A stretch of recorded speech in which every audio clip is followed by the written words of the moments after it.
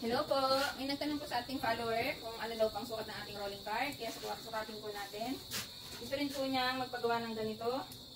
At malaking tulong po kung mabibigyan po natin siya ng sukat. Ito po ay 24 inches ang taas. Medyo sira po ang ating metro, kaya ang 10 po nito ang 0. Tapos ang lapad po ay 34 din po. 24 inches po ang lapad. So, bali square po itong sa harap niya. Square, 24 by 24. At ang haba po niya ay 53 inches. 53 inches po ang haba.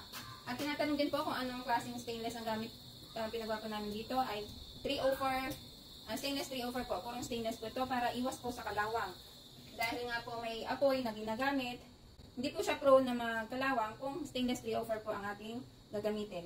Yun lang po at sana po makatulong po sa ating follower at na gusto rin pong mag-business katulad nito.